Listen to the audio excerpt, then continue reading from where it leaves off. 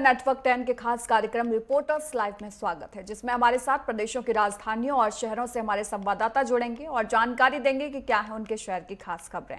और इसी पर अधिक जानकारी के लिए हमारे साथ ईशा ठाकुर चंडीगढ़ से हमारे संवाददाता जुड़ गए हैं। हमारे साथ वरिष्ठ संवाददाता जो है राजकुमार चौधरी जुड़ गए हैं और हमारे साथ वाराणसी से सचिन पांडे हमारे संवाददाता जुड़ गए हैं। सबसे पहले राजकुमार, आपके पास आते हुए अगर देश विदेश की बड़ी खबरों की बात करूं तो क्या बड़ी खबर है आज की? देखिए, भारतीय पाकिस्तान जो है वो अपनी हरकतों से बाज नहीं आ रहा है और ऑपरेशन जो है लगातार जारी है। एनआईए को बहुत सारे इस तरीके के इनपुट मिले हैं कि अभी भी ये गतिविधियां जो है, जो आतंकी गतिविधियां हैं, उन आतंकी गतिविधियों को बढ़ावा देने के लिए निश्चित तौर पे निरंतर प्रयासरत है पाकिस्तान। इस तरीके के इनपुट कुछ इंटेलिजेंस एजेंसियों को भी मिले हैं और उसी की बिना पर जो पाकिस्तान से आए हुए आतंकी हैं उनको सुरक्षा बल जो है वो लगातार मुठभेड़ चल रही है। मुठभेड़ में उन्हें मार गिराने दिल्ली में होम मिनिस्ट्री में इसके एक मॉनिटरिंग के लिए एक विशेष जो कमेटी है वो बनाई हुई है और लगातार जम्मू कश्मीर में जिस तरीके की गतिविधियां चल रही हैं उस पर नज़र रखने के लिए एक ये सबसे बड़ी खबर हिंदुस्तान की सुरक्षा के लिए हो जाती है। अगर एक और बड़ी खबर की बात करें तो उपराष्ट्रपति धनखड़ के इस्तीफा देने के बाद ये पद खाली है और इस पद पर कहीं ना कहीं कोई नियुक्ति होनी है। उसके लिए 7 तारीख को एक अधिसूचना जारी की जाएगी। चुनाव आयोग लगातार इसकी जो समीक्षा है वो कर रहा है। इसके लिए तमाम जो नियम कायदे कानून हैं उनका अनुपालन किया जाएगा और जो सूत्र हैं वो ये बता रहे हैं कि 21 तारीख को जो है नामांकन होगा और 25 तारीख को नाम वापस लिया जाएगा और अगले महीने की 9 तारीख को जो है इसके लिए वोट पड़ेंगे और वोट के आधार पर उपराष्ट्रपति का चयन होगा। किस तरीके से कौन लोग इसमें आते हैं ये देखना बड़ा दिलचस्प होगा। तो चुनाव आयोग जो है इन सब गतिविधियों में मिला है। 7, 21, 25 अगस्त बहुत महत्वपूर्ण दिन होंगे हिंदुस्तान के लोकतंत्र के लिए और 9 जो तारीख है अगले महीने की उसको इसके लिए वोट पड़ेंगे। ये जो गतिविधियाँ हैं ये चल रही हैं। इसके अलावा और एक बड़ी खबर की बात कर लें तो आज प्रधानमंत्री नरेंद्र मोदी बनारस में होंगे, वो काशी में होंगे।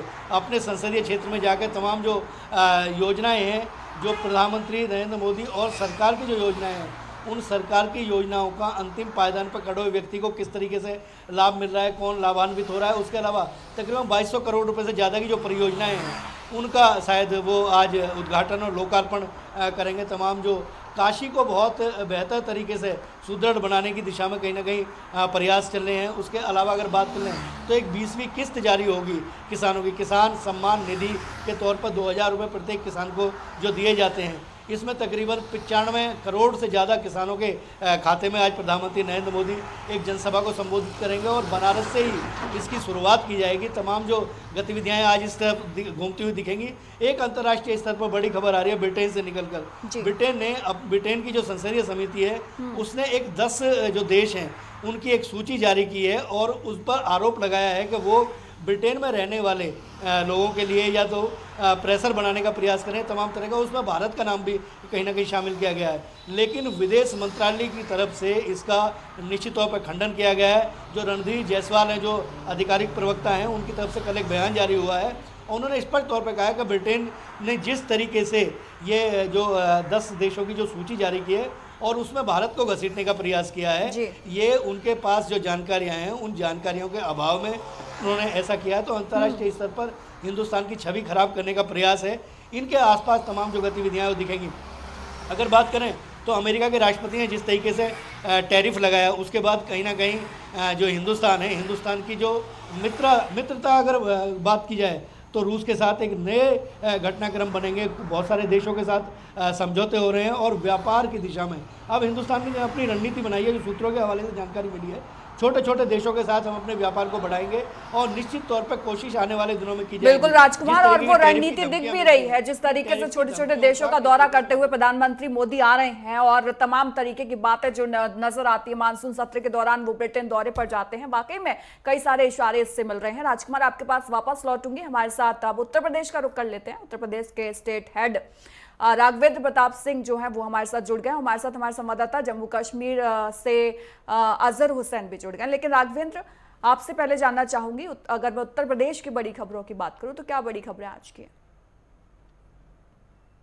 बिल्कुल भारती, आज उत्तर प्रदेश के लिए बेहद अहम दिन है क्योंकि प्रधानमंत्री मोदी जो वाराणसी संसदीय क्षेत्र से सांसद हैं, काशी जो हमेशा उपेक्षा का शिकार रहती थी, आज वहां पे बुनियादी ढांचे को लेकर, सांस्कृतिक विरासत को लेकर, शिक्षा स्वास्थ्य को लेकर विभिन्न परियोजनाओं का लोकार्पण शिलान्यास, लगभग 2200 करोड़ की योजनाओं का लोकार्पण शिलान्यास प्रधानमंत्री मोदी के हाथों अभी कुछ देर बाद किया जाएगा।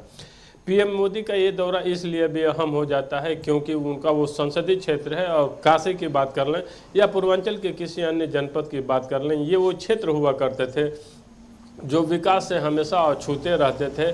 यहाँ पे इर्द गिर्द में अपराधियों और माफियाओं का बोलबाला होता था। हम वाराणसी के समीपवर्ती जनपदों की बात कर लें, हम आजमगढ़ की बात कर लें, मऊ की कर लें, चंदौली की बात कर लें, या फिर बलिया की बात कर लें, देवरिया की बात कर लें, एक समय हुआ करता था कि यहाँ पे राजनीति का जब अपराधीकरण हुआ, जब जो भी अपराधी माफिया थे राजनीति के संरक्षण में चले गए, माननीय बन गए, ये वो शहर हुआ करता था जहाँ पे ओपन जिप्सी से अपराधी माफिया घुमा करते थे। आज एक विकास की नई पटकथा लिखी जा रही है और पीएम मोदी द्वारा 2200 करोड़ की योजनाओं का लोकार्पण शिलान्यास तो किया ही जाएगा। इसके साथ साथ विकसित भारत और कृषि विकसित के संदर्भ में किसानों की जो किस्त है वो योजना आज किस्त जारी की जाएगी जो उनको हर महीने दी जाती है। तो एक बहुत बड़ी सौगात किसानों को भी मिलने वाली है। इसके अलावा हम बात कर लें तो तमाम जो रियल इस्टेट की कंपनियां उस पर नकेल कसती जा रही हैं। तमाम हम अंसल की बात कर लें या फिर दूसरी कंपनियों की बात कर लें, उन पे एफआईआर का दौर अभी भी चल रहा है और बायस के साथ जिन्होंने धोखाधड़ी की है उनके ऊपर शिकंजा कसता जा रहा है। तो एक तरह से कहा जा सकता है कि उत्तर प्रदेश की योगी सरकार इस तरह के जो भी 420 करने वाले रियल इस्टेट कंपनियों के मालिक हैं उनकी गिरफ्तारियां करा रही है, उनके ऊपर एफआईआर दर्ज हो रहा है और जो भी बायर से जो उपभोक्ता है। जी ठीक, बिल्कुल, आप अपनी बात पूरी कर लीजिए राघवेंद्र जी। जो भी उपभोक्ता है जिनके साथ रियल इस्टेट कंपनियों द्वारा ठगी की गई थी उनके ऊपर शिकंजा कस रहा है और तमाम गिरफ्तारियां की जा रही हैं। और इसी कड़ी में यहाँ पे 2 गिरफ्तारियां और की गई हैं रियल इस्टेट चलाने वालों की। तो तमाम ऐसे फर्म जहाँ पे 420 की बातें सामने आती थी उनकी गिरफ्तारियां हैं। वहीं 2 वकीलों के वहाँ भी छापेमारी हुई है। ईडी की हजारों की संख्या में ब्यूरोक्रेट्स के और नेताओं के पैसे टैक्स बचाने के लिए वो एक नंबर में तब्दील किया करते थे, तो उनके ऊपर भी गिरफ्तारियां हुई हैं। और आने वाले समय में ये गिरफ्तारियां बताती हैं कि नौकरशाह हो या नेता हो, अगर आपने पैसा कमाया है तो उसको बताना पड़ेगा कि ये 1 नंबर का है या काला धन है। आप टैक्स बचाने के लिए किसी वकील का, किसी सीए का सहारा लेकर आप बचने का प्रयास करते हैं तो बच नहीं पाएंगे, क्योंकि केंद्र की मोदी सरकार भी लगातार ईडी के माध्यम से, सीबीआई के माध्यम से, हालांकि तमाम सवाल भी विपक्षी पार्टियों द्वारा, कांग्रेस द्वारा, सपा बसपा द्वारा या अन्य जो भी विपक्षी पार्टियां हैं, सवाल उठाए जाते रहे हैं सीबीआई की कार्रवाई पे, ईडी की कार्रवाई पे, लेकिन ईडी की सीबीआई की कार्रवाई अभी भी लगातार देखने को मिल रही है। वहीं एक बहुत बड़े घटनाक्रम की बात कर लें, चूंकि डिम्पल यादव भी उत्तर प्रदेश से ही आती हैं, यहीं की सांसद हैं, उनको लेकर जो बीजेपी नेता हैं, विधायक हैं राजेश्वर सिंह, जो मौलाना ने उनके ऊपर आपत्तिजनक बयान दिए थे उसको लेकर के कल रैली निकाले थे। तो एक तरह से कहा जा सकता है कि भारतीय जनता पार्टी महिलाओं के सम्मान में सड़कों पे है और खुद भारतीय जनता पार्टी के विधायक उसका नेतृत्व कर रहे हैं। ये बात है। बिल्कुल, तमाम बड़ी खबरें हैं और जब बात उत्तर प्रदेश की हो रही है तो एक कमेंट वाराणसी से भी ले लेते हैं अपने संवाददाता सचिन पांडे से।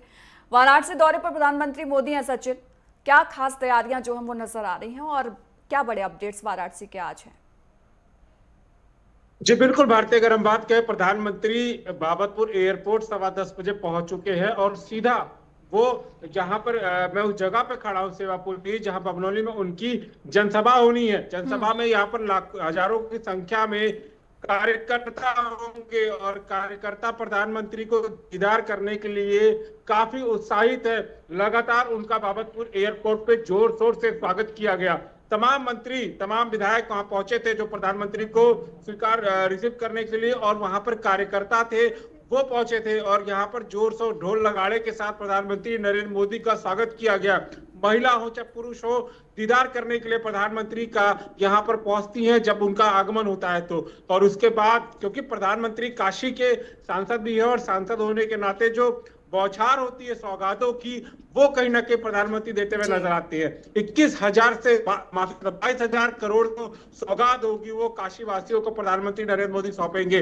और सबसे बड़ी बात है कि प्रधानमंत्री जब काशी पहुंचते हैं तो मौसम का मिजाज भी कुछ और होता है। वैसे आज यहाँ पर भी देखने को मिल रहा है, जो धूप है वो नहीं, हल्की हल्की बारिश का जो मौसम है, क्योंकि इंद्रदेव भी चाहते हैं प्रधानमंत्री का जब स्वागत हो चलिए इसे तो कहीं ना कहीं कोइंसिडेंस कह बारिश और सकते बौछारों के साथ हो। हैं। सचिन, आपके पास वापस लौटूंगी और ईशा आपके पास आते हुए, अगर हरियाणा और पंजाब की अगर मैं बात करूं तो क्या बड़ी खबरें आज की? देखिए, जिस तरीके से प्रधानमंत्री किसान सम्मान निधि की 20वीं किश्त आज प्रधानमंत्री वाराणसी से जारी करेंगे, थोड़ी ही देर में कार्यक्रम आयोजित किया जाएगा और इसके मद्देनजर हरियाणा में पूरे हरियाणा में किसान उत्सव मनाया जा रहा है। और राज्य स्तरीय कार्यक्रम की अगर बात करें तो वो पंचकुला में आयोजित किया गया है। यहाँ पर पंचकुला में मुख्यमंत्री नायब सिंह सैनी खुद मौजूद रहेंगे और कार्यक्रम को भी सुनेंगे और इस उनके साथ जो किसान हैं वो भी जुड़ेंगे। और जो किसान हैं काफ़ी लंबे समय से, जून से ही इंतज़ार कर रहे थे कि जो अगली किश्त है वो कब जारी होगी, और वो दिन आ गया है। प्रधानमंत्री नरेंद्र मोदी 2,000 रुपये की जो किश्त हैं, करीब 10 करोड़ जो किसान हैं उन्हें आज जारी करेंगे और इसी के उपलक्ष्य में आज प्रदेश भर में कार्यक्रम आयोजित किए गए हैं। दूसरी तरफ अगर हम पंजाब के लिहाज से बात करें तो देखिए, बीती रात ही हरियाणा के मुख्यमंत्री नायब सिंह सैनी ने पंजाब के एक बड़े नेता जो शिरोमणि अकाली दल में पहले होते थे, लेकिन हाल ही में उन्होंने शिरोमणि अकाली दल से किनारा कर दिया था, पार्टी छोड़ दी थी, उन्हें पार्टी में अपने मुख्यमंत्री आवास में बीते कल ही शामिल करवाया था चंडीगढ़ में रणजीत सिंह गिल, जिन्हें 2027 विधानसभा चुनाव में भारतीय जनता पार्टी खरड़ से उतार सकती है। हालांकि शिरोमणि अकाली दल की टिकट पे वो खरड़ से चुनाव लड़े थे, लेकिन आम आदमी पार्टी की जो नेता हैं अनमोल गगन मान, उनके हाथों उन्हें हार मिली थी। और इस वक्त की सबसे बड़ी खबर यही है कि थोड़ी ही दूरी पर चंडीगढ़ में इस वक्त विजिलेंस, पंजाब विजिलेंस की रेड चल रही है। रणजीत सिंह गिल, जिन्हें हरियाणा के मुख्यमंत्री ने पंजाब बीजेपी में शामिल करवाया था, बीजेपी की जो पार्टी की जो मेंबरशिप है उन्हें दिलवाई थी, उनके घर पर इस वक्त पंजाब विजिलेंस पहुंची है, रेड चल रही है। पूरा आरोप ये लगाया जा रहा है कि शिरोमणि अकाली दल के नेता बिक्रम सिंह मजीठिया को जिस तरीके से ड्रग्स मनी के आरोप में गिरफ्तार किया गया है, और सूत्र बता रहे हैं कि जो एक बड़ा लेन देन रणजीत सिंह गिल, जो खुद भी कारोबारी हैं, उनमें और बिक्रम सिंह मजीठिया के बीच में हुई है, उसमें कहीं ना कहीं ड्रग्स मनी का इस्तेमाल हुआ है। तो एक बड़ा झटका कह सकते हैं भारतीय जनता पार्टी के लिए भी जी, कि एक बड़े नेता को उन्होंने अपनी पार्टी में तो शामिल करवाया और टिकट भी उन्हें 2027 में मिलनी थी, लेकिन उससे पहले ही यहाँ पर रेड चल रही है विजिलेंस की और थोड़ा इंतजार करना होगा। विजिलेंस की तरफ से बताया जाएगा कि जो रेड है वो किस सिलसिले में की गई थी और क्या कुछ फिलहाल बरामद हुआ है। लेकिन एक झटका भारतीय जनता पार्टी को। और वहीं अगर हम कंगना रनावत की बात करें, जो कि बेबाकी के लिए जानी जाती हैं, जिस तरीके से दिल्ली की सीमाओं पे आंदोलन चला था 2021 में 3 कृषि संबंधी कानूनों के लिए, और उनकी तरफ से भटिंडा की एक बुजुर्ग महिला पर टिप्पणी की गई थी कि 100-100 रुपये लेके इस तरीके के प्रदर्शन पर आ जाती हैं ये महिलाएं। तो ऐसे में उन बुजुर्ग महिला की तरफ से भटिंडा की अदालत में मानहानि का केस कंगना रनावत के लिए पर किया गया था। उस दौरान हालांकि कंगना जो रनावत हैं वो सांसद नहीं थी, अभी मौजूदा सांसद हैं हिमाचल प्रदेश की मंडी से। पंजाब हरियाणा हाईकोर्ट से उन्हें तगड़ा झटका लगा है।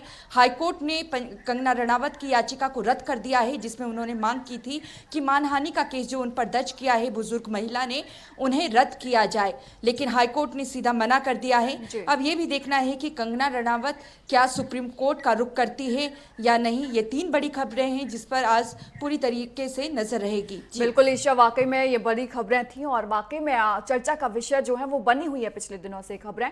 अजहर, आपके पास आते हुए अगर मैं जम्मू कश्मीर की बड़ी खबरों की बात करूं तो क्या बड़ी खबरें आज की?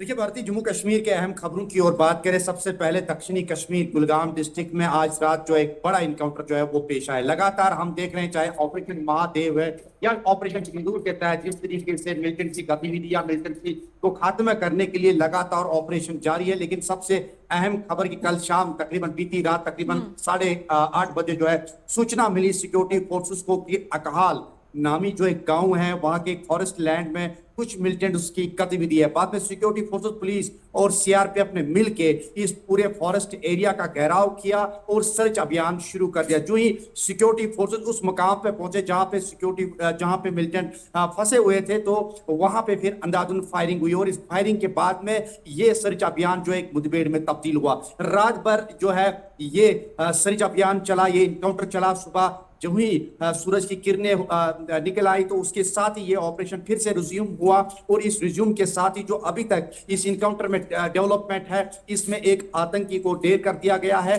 फिलहाल इस इलाके को पूरी तरीके से सील कर दिया गया है, क्योंकि फौज का जो सबसे पहले या सेना का सबसे पहले जो लक्ष्य रहता है कि कहीं से भी कोई भी सिविल डैमेज ना हो जाए, तो इस लिहाज से वो सबसे पहले महत्व ये देते हैं कि कहीं पे भी कोई सिविल डैमेज ना हो जाए। इसके आसपास के जितने भी इलाके हैं, चाहे उसमें देवसर है या बाकी जितने भी सटीक वाले इलाके हैं, गांव है, तो वहां पे पूरी तरीके से जो एंट्री और एग्जिट पॉइंट्स हैं उनको पूरी तरीके से सील कर दिया गया है और साथ ही साथ जो फौज की मजीद टुकड़ियां हैं, मजीद कंपनियां हैं, उनको भी बुला दिया गया है ताकि इस पूरे इलाके को पूरी तरीके से सैनिटाइज करें और देखा जाए कि कितने और मिलिटेंट जो है इसमें छुपे हुए हैं। दूसरी खबर और अहम खबर की बात करें तो बीते शाम भी जो है जनूबी कश्मीर के अनंतनाग में भी एक और बड़ी खबर जो है मिलिटेंसी गतिविधियों को कम करने के लिए इस हवाले से जो अनंतनाग का उत्तरपूर्व इलाका है, वहां पे भी सिक्योरिटी फोर्सेस को इतला मिली थी कि वहां से कुछ मिलिटेंट्स की गतिविधि है। बाद में एक खुसूसी जो है नाका लगाए गए, पेट्रोलिंग लगाई गई और उस पेट्रोलिंग के दौरान जो उत्तरपूर्व में एक पुलिस के द्वारा वहां पे पेट्रोलिंग लगाई गई थी, एक नाका लगाया था, तो जो ही वहां से एक गाड़ी गुजरती है, आल्टो 800 गाड़ी वहां से गुजरती है, तो सिक्योरिटी फोर्स ने उनको रोका और उनकी तलाशी की। हालांकि उन्होंने वहां से भागने की कोशिश की, लेकिन सिक्योरिटी फोर्सेस की चौकसी की वजह से उनको वहीं पे रोक दिया गया। जब वहां से उनकी तलाशी की गई तो वहां पे काफी सारा जो एमिनिशन है वो रिकवर किया गया और काफी सारे जो मटेरियल है वो भी वहां से रिकवर किया गया। तो कहीं ना कहीं ये भी एक बड़ी कार्रवाई हम कहेंगे के द्वारा वहां पे बिल्कुल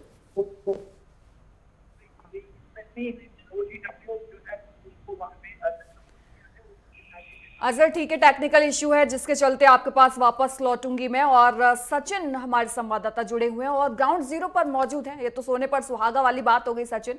जनसभा जहां पर संबोधित होनी है, एक बार वहां का जायजा आप लें, हमारे दर्शकों को दिखाएं कैसी तैयारियां वहां की हैं और लोगों में कितना जोश है। सचिन, प्रधानमंत्री नरेंद्र मोदी कई हजार करोड़ की जो सौगात है प्रधानमंत्री देते हुए नजर आएंगे। सीधा जो जनता से जुड़ेगी सौगातें वो इसमें शामिल हैं, जैसे पर्यटन हो गया, उसके बाद शिक्षा हो गई, स्वास्थ्य हो गई, तमाम जो यहाँ पर जो चीजें हैं वो प्रधानमंत्री सौगातें जो हैं वो जनता को सीधा सौंपते हुए नजर आएंगे। तो कह सकते हैं प्रधानमंत्री जनसभा पर पहुंच चुके हैं और यहाँ पर कार्यकर्ता जो है उनका इंतजार कर रहे थे। अब उनके दीदार पाने के लिए अब वो दूरी होते हुए नजर आ रही है। तो कह सकते हैं 10:15 बजे जो यहाँ पर प्रधानमंत्री नरेंद्र मोदी पहुंचे थे, उसके बाद सीधा जनसभा स्थल पहुंच गए हैं प्रधानमंत्री नरेंद्र मोदी जी। बिल्कुल सचिन, लगातार अपडेट आप दे रहे हैं। राजकुमार, आपका रुख करना चाहूंगी। देखिए, आज का दिन जो है बड़ा खास है और पिछले दिनों से अपडेट जो है लगातार सुन रहे हैं। 25% टैरिफ बढ़ाने की बात जो अमेरिका की तरफ से की गई, लागू भी कर दिया गया 1 अगस्त से, लेकिन उसके अल्टरनेट में आपको क्या नजर आता है? अगर मेरी जानकारी ठीक है तो लागू कर दिया गया, वरना नहीं किया गया है। कहा गया था कि 1 अगस्त से लागू किया जाएगा। राजकुमार, देखिए भारती, ये जो टैरिफ का जो मसला है ये अमेरिका की तरफ से एक बार नहीं, ये पहले भी कई बार हुआ है। लेकिन इस तरीके की जो अब ये एक तरह से घुड़की अगर हम कहें तो ये कहना अतिशयोक्ति नहीं होगा बिल्कुल, क्योंकि जब हिंदुस्तान की जो अर्थव्यवस्था है वो निश्चित तौर पर सुदृढ़ हो रही है।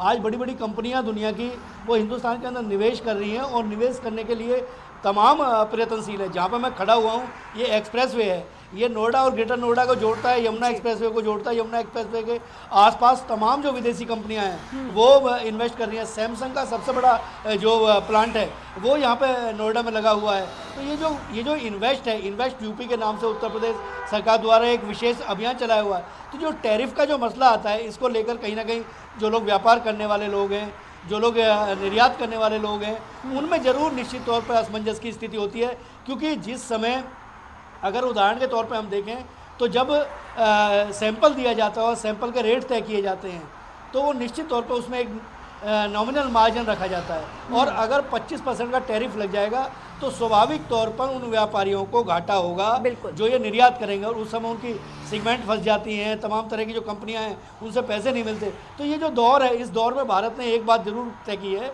कि अब हमें कहीं ना कहीं अपने और रास्ते बनाने होंगे, हमें अमेरिका के ऊपर निर्भर नहीं होना होगा छोटे छोटे देशों में, क्योंकि हिंदुस्तान जो है दुनिया के लिए बड़े बाजार के तौर पर है। रूस के साथ हमारे तमाम व्यापार जो है होते रहे हैं, चीन के साथ तमाम तरह के व्यापार जो है, व्यापारिक संगठन जो है, व्यापारिक समझौते जो हैं, MOU साइन होता है, तमाम तरह की परिस्थितियाँ होती हैं। लेकिन अमेरिका की तरफ से जिस तरीके से अमेरिका के राष्ट्रपति टैरिफ लगा देते हैं तमाम और देशों पर भी, तो उसको लेकर उनके एक अंतर्राष्ट्रीय स्तर पर छवि खराब हुई है। और अगर बात करें तो एक अंदरूनी कलह भी शुरू हो गई है। अगर बात करें तो पुराने जो राजनीतिक हैं, जो विरोधी हैं ट्रंप के, वो अमेरिका के अंदर ही इस तरीके की गतिविधियों को कह रहे हैं कि कहीं ना कहीं आपको संयम रखना होगा।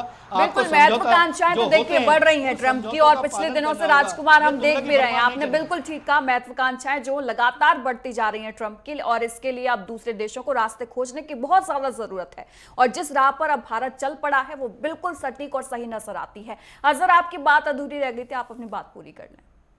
देखिए, लगातार हम देख रहे हैं कि जम्मू कश्मीर में एंटी टेरर एक्टिविटीज को जो है लगातार जो है सिक्योरिटी फोर्सेस इसको अंजाम दे रही हैं। जिस तरीके से मैं तज़किरा कर रहा था जनूबी कश्मीर का, दक्षिणी कश्मीर के कुलगाम और उसके बाद में अनंतनाग की बात कर रहा था कि लगातार जो उत्तरसू इलाका है वहां पे सिक्योरिटी फोर्सेस की खुसूसी जो सूचना मिली थी कि वहां पे कुछ गतिविधि है, और उसके बाद में एक गाड़ी को रोक दिया जाता है, जो गाड़ी जो है अल्टो 800 होती है, और इसमें सवार जो व्यक्ति होते हैं जब उनसे पूछताछ की जाती है या जब उनकी तलाशी ली जा रही है तो वहां पे जो है काफी मात्रा में जो एमिनिशन है वो रिकवर होता है, और उसके साथ साथ जो काफी सारा जो सामान जो है वो रिकवर होता है। बाद में जब इन्वेस्टिगेशन में पता चलता है कि ये जो व्यक्ति, तीनों व्यक्ति है, ये मिलिटेंट्स के लिए काम कर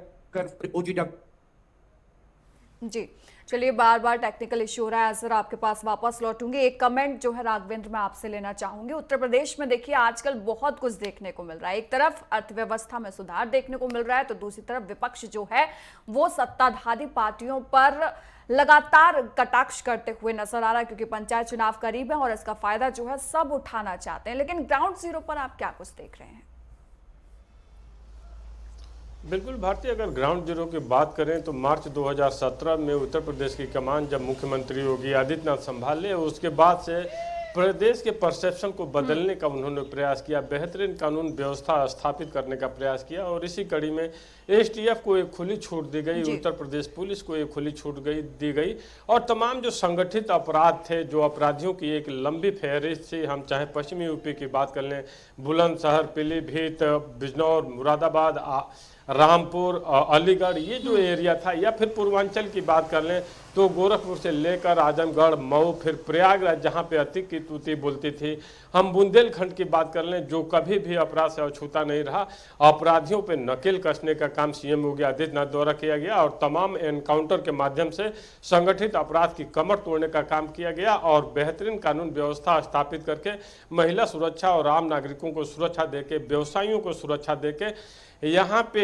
1 ट्रिलियन इकोनॉमी की अर्थव्यवस्था बनाने का मार्ग प्रशस्त किया। क्योंकि तमाम जब एनकाउंटर हुए, अपराधियों माफियाओं का सफाया हुआ, उसके बाद से यहाँ पे निवेशक आए, ग्राउंड ब्रेकिंग सेरेमनी। बिल्कुल राघवेंद्र, आप इस पर लगातार अपनी नजर बनाए रखिएगा, और देखिए आज लगातार अपडेट जो है वो आप सभी लोगों से मिला है। आप सभी लोगों का बहुत बहुत धन्यवाद तमाम जानकारी के लिए।